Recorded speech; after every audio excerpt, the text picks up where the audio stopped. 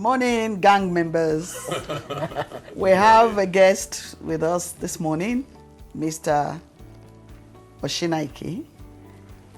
Meet Dion. Very nice to meet you. Good morning. Pleasure, yeah. And our captain, Tony. It's nice to have another man in the house this morning. Pleasure being here. Well, are you feeling lonely before? And I'm Auntie Olu. Auntie Olu. It's a pleasure, man. You're welcome. We come here to hang out with her. Auntie Olu. She has this lovely vision.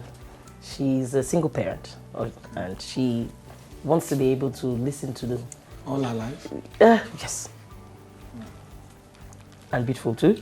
And she wants to be able to listen to like single parents like her, their experiences, their challenges, you know, in the view to seeing if there are ways that we could all help each other to do better at what you obviously have done marvelously well at, what she has done marvelously well at. So that's the reason why we lured you into our den to hang out with us for a bit. Oh, so you lured him and invited me. We didn't invite you, you just stopped by. You're a gate crasher. He gate crashes, so we let him stay. Okay. Ordinarily, you'd have two lovely women. Okay. It would have just been you and us, it would have been perfect. But there'll be a few slight imperfections in this direction, but just do ignore him. It's fine. Yeah. So, okay, if you'd like to tell us a little bit about yourself.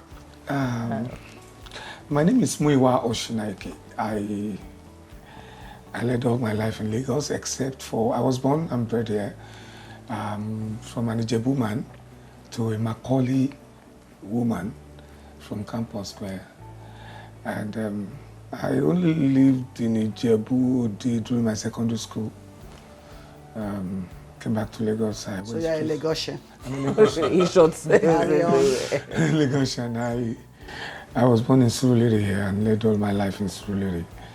And I went straight to professional practice, and unfortunately, I had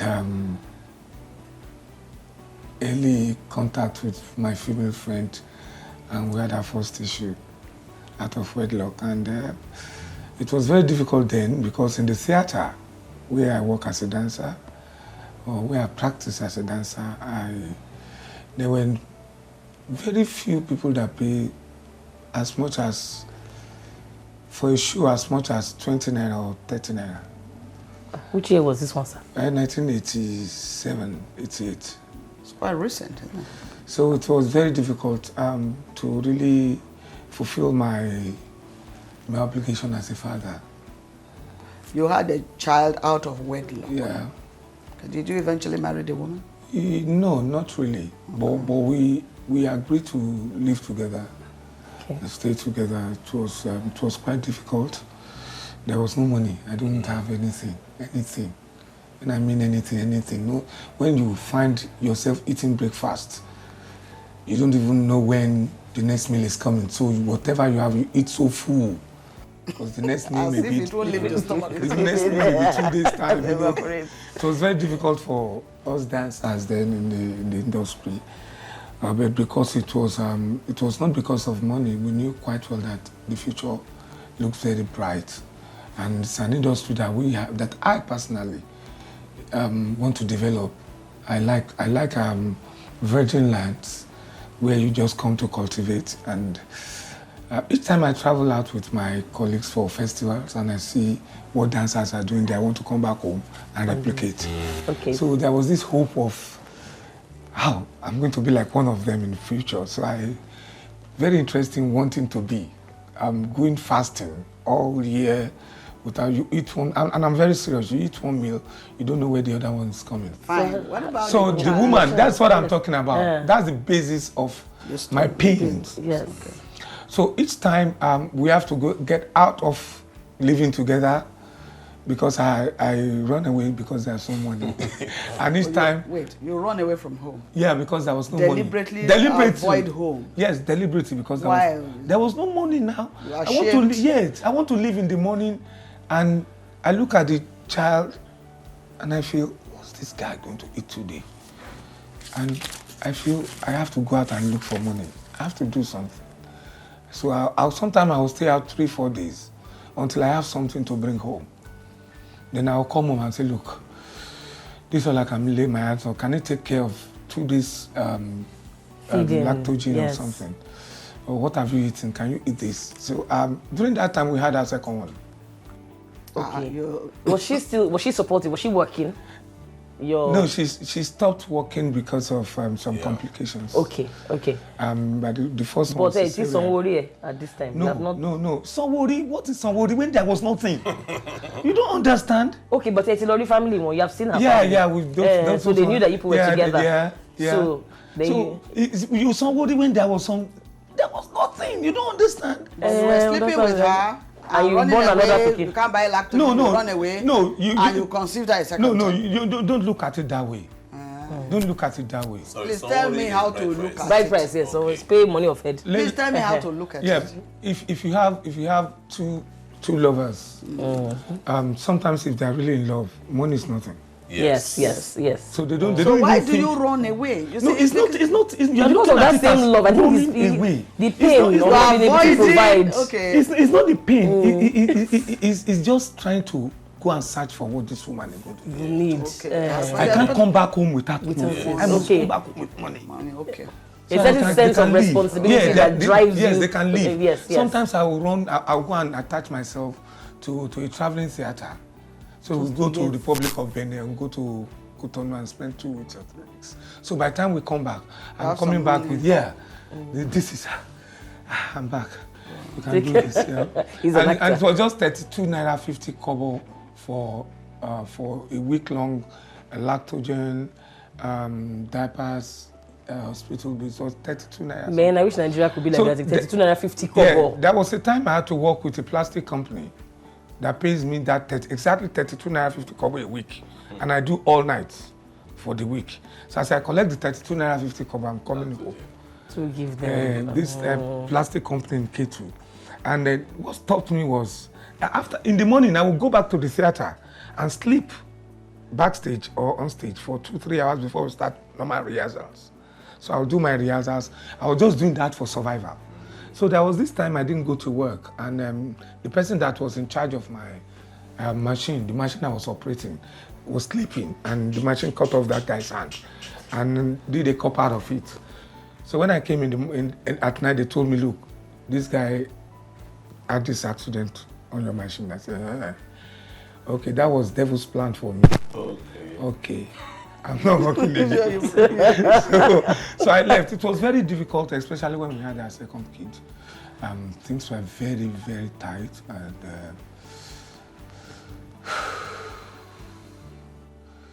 but things didn't get better. you were not in my time in the theater. Okay. If you're in my time in the theater, you understand what I'm talking. So didn't you think to do anything else because things didn't seem to be working? That's why we call ourselves die-hard theater practitioners. Okay. We believe, and once we believe, you keep going. we keep going, because we know at that end. As we are seeing now, Nollywood was not just by accident. Build of Nigerian Dancers was not by accident. We planned it.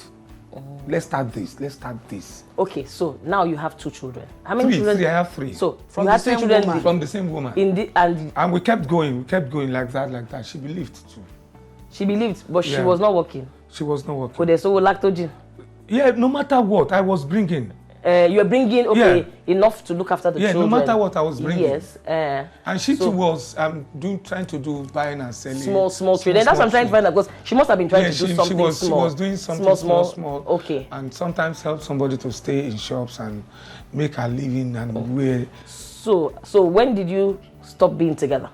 Okay, it was in 1992, and it wasn't her fault. Nothing happened. I had this determination. It's okay, and now I have 3, and there's nothing I can do. I have to move up. I must move up if I don't want these children to suffer more than what they are going through now. So not that we really needed the children, but you know, as Christians, you don't believe in abortion. So once they come, we keep it up. But at that time, I had to say it's okay. Look, Muiwa, I told myself the truth. Muiwa, I need to get out and make some living. You have to really go out and do anything in this year. So I was asking my friend, what production is on and where? Then they went to do Hubert Ogunde awards. and I was contracted to bring artists to Ososa, dancers. So I had to leave for Ososa. And I told myself, as I was leaving, I told myself, Mo, I'm not coming back until I make it. Did you tell? I was your telling partner? myself. Did you tell her? I told her that I was going to Ososa. You didn't tell her more than that, yes. But I didn't tell her that I was not coming back. How old were the children at that time? My last one was 2 weeks old. Okay, the first one's about The first 5 one now. And the second. Sorry, can I understand you? You were going to Ososa for a show, and you said to yourself, I'm not coming back. It means from Ososa you were taken off to... Ososa is like a home for Nollywood of Yes, those it was days. a theatre It's Ogunde, village. yeah. Yes, Ogunde yeah. village. So we went to Ogunde camp. We were at Ogunde camp, and I was there for about 3-4 months. And there, something started coming in. Okay. So I sent things home. Then from there, immediately I came back to Lagos. We had to travel to Holland for a festival. So I took my team to Holland we were in camp. So from camp straight to the embassy, we got our visas, and we went to Holland. And that was the beginning of my life as a professional dancer, because those I met, those I saw, I was to start a lecture, practical dance lecture in one African studies department. But from what I discovered within my dance colleagues from other parts of the world, there were about 52 countries that met, and we exchanged ideas, and I was like, man, I have to go back home. No, I don't need that job again. Nigeria needs me more. So I decided to come back home. And I told my friend, 2 other of my friends, that you guys can stay home. I know what I'm going to face, but I'm going home. So home to Nigeria, yeah, or home to your family? Home to Nigeria first. First, okay. Home to Nigeria. So I came back home, and the pressure, when I got back to my real home, the pressure was much. As to your wife and family. Yeah, the pressure was much. So, and my vision then has been killed. It's very difficult. I won't tell my children to behave like me. Okay. But it's like I've signed.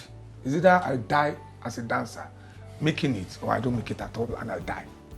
So I signed that this coming home, I'm not going to play with it at all. Nobody comes my way. Your professional life. Yeah, my professional life. Comes first. Comes first. So regardless of what was happening to anything or I don't anybody care. else. At that point, it was a decision I took. When I was coming in the plane, I was telling myself, singing it, even your mother must not be your block. Now you are going. Those things that you learn, you are going to manifest it. And I thank God today, after 22 years, if I look back, what I've done for dance business in Nigeria, if I've not taken that decision, we'll still be 40 years backward. Okay, but can I and you know, in terms of, it's just that we don't really recognize people in Nigeria in terms of what I've contributed, my contribution to dance business. Yes. It's like Tayo Aderonku's contribution to banking business. You may not understand, Ma, but if you're in the dance business, you understand. There was nothing on the ground there for Nigeria, nothing. When I told my father I was going to be a dancer, he said I should leave his house. What is the dance? I drop out. That's so salary Joan. But what I've turned dance to, I'm telling you what I have. I've turned dance to in Nigeria today. Authoritatively, I can say it. If anybody want to contest with me, that person should come out. So what happened to your relationship with? It's just the relationship with my family is like, by the side I'm watching, and I'm doing my best, my little best. There are so many problems. My children suffered for this. A lot. That's why today, anything they want, I give them. What do you mean by they suffered? What are the things you are aware of that?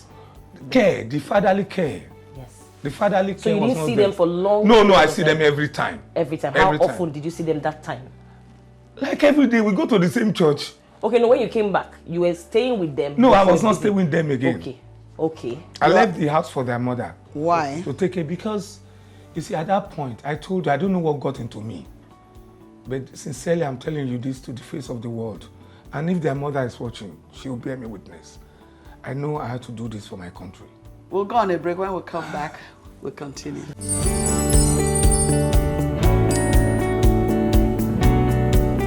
Welcome back. And you discovered, if you continue with the family, the thin line linking you, your vision to your family. So, it's just that I found that the woman is not really in support of my dream. So, and I looked at, imagine we're doing environmental one morning. That was the day I left the house. And I was in the gutters packing the rubbles. I was throwing it out. And the woman one of my neighbors, we were living in one room there.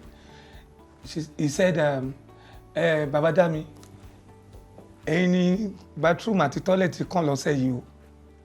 Say, I'm the person to wash the bathroom and toilet. This week. Yeah, and I was like, and I stood there and say, wow, it's not my dream. I never dreamed to be this. You know what was bathroom and toilet? So what do you do now? If you continue like this, you will be like them. So take your hose and go to the farm now. I told myself, Muiwa, move now. That was the day I left the house. I just picked my bag, put my rehearsal kits, and my sutana in it. I'm a Celestian. Put my sutana in it, hang it, and say, this is all I have. I think I had about 3,200 there. This, I'm going for a show. I will come back next week. And I never returned. So you escaped again? Yeah, that was when I told you. Have you ever been? Final escape. Have you ever been driven by a dream? When you had nothing. You guys that you have parents that send you to school, that did this, that your mother, you are so lucky. I know. I'm alone, sleeping anywhere. No, I'm not. Muiwa,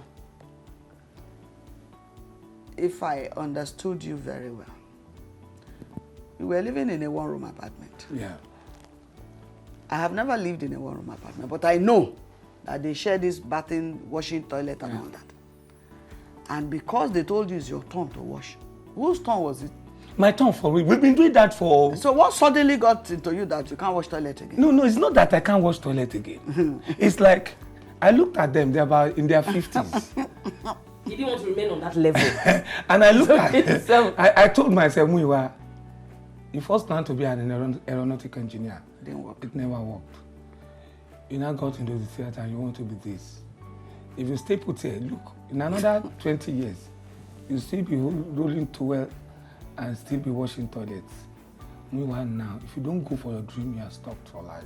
So why couldn't you get her to understand what your vision was? I tried to see, she supported you so far. You know, each time I tried, it's always on the other side. No, what exactly did she want? Yes, what did she want you to do? What did she want that was different from your vision? Maybe she wanted a man who will stay. You don't understand. You need to be Muiwa Shinaiki to go through what I went through, to understand what I'm talking about. It wasn't what I planned for myself. I planned to finish my studies at 32, 35, get married, face my career. But when you sometimes... things derail. Some people say it's destiny, sometimes. But I thank God the way I am now. If God had told me that this is the way it's going to be, I would have done it. But I was so afraid of failure. Look, if you don't do this thing now, you might end up like those men. And I said to myself, go now. Okay, but didn't you feel that you No, I know I will never leave them. No, I know, but you are afraid of failure in your professional life. But failure as a parent? No, I never failed as a parent. Look at my kids come inside now. If they come in now, you know I'm not a failure as a Okay, but you postponed. I didn't postpone it. It was going pari passu. Together. Yeah. But you bolted away. Away. Yes. Because my woman is not in my dream. Okay. That's the first thing a man that wants to succeed must try to do. The woman next to you is like your God man. Must understand your vision. If a woman supports your vision, if your wife supports your vision, you are an excellently good. Can I just come in here, please? I don't know your level of education. I don't know the level of the education of your wife. But I'm sure you were young. Both of you were very young. You impregnated her. There was a decision to now live together. It went from one child to the third child. Looking at her IQ, in all honesty, Do you think she understood you and refused to flow with you? I don't think she understands. Even everybody in my life never understood where I was going. Even my stepfather would tell me, one day I'm going to be a thief. You want to be this, want to be this. Don't even start from every dream is You had a vaulting ambition. Yes. And everybody, and I keep telling myself, it took me a lot of years. Even my mom, nobody understands. Nobody wants to even reason with me. But then I stopped talking to anybody. Just like when my marriage, when I left my woman, my wife, nobody understood. If I want to explain to this, they say, it's a lie. Everybody keep abusing me. And I told myself, I just tell anybody that you once married and you divorced. It doesn't work. That's when I start having peace. We'll go on a break. When we come back, we'll continue.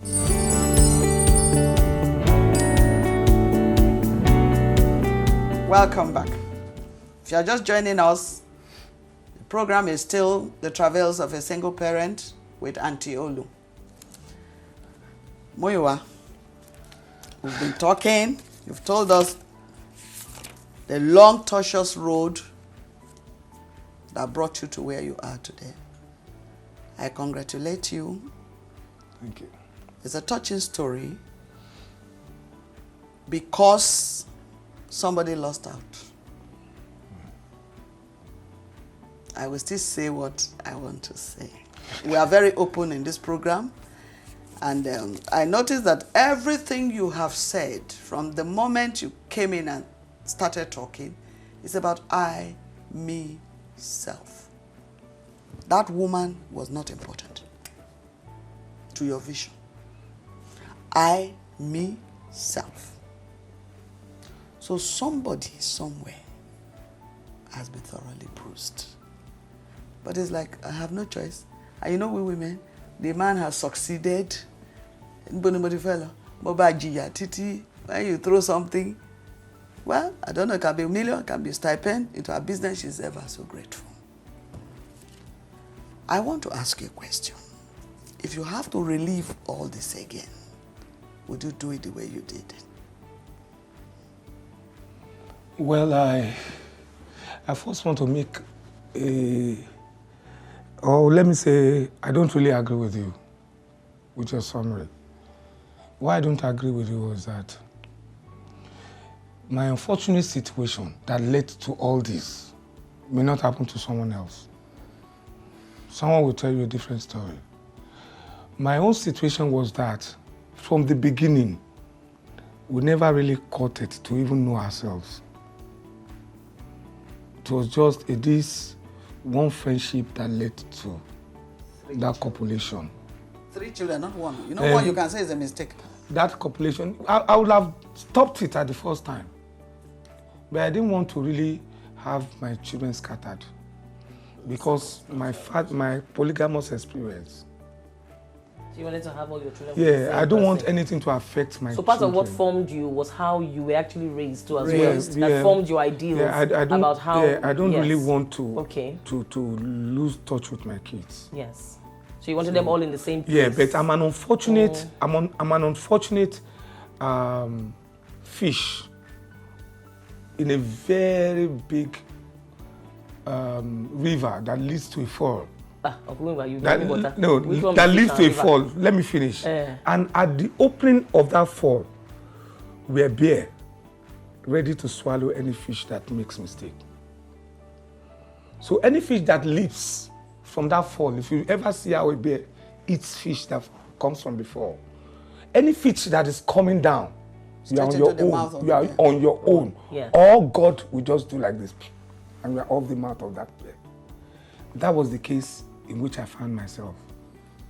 So I'm one of the very unfortunate storyteller whose story happens to be against his wish or his dream. So if you want to blame me, yes, perpetually you can blame me.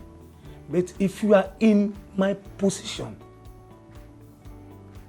of knowing fully well, if you know my background, there's no way I can talk to you about anything that happens to me in my life without telling you how I led my life to be this. Nobody. So, Mr. Muiwa, I want to thank you very much for coming and commend your efforts, knowing where you are coming from and how far the Lord has taken you. Thank you very much. And particularly, like Captain said, there are few men, once they are separated, that is it. But you've been constant, even when you were not there. And when you didn't have. When you didn't Everything have. you had was for them. In your heart, they were your priority. Yes. Thank you very much.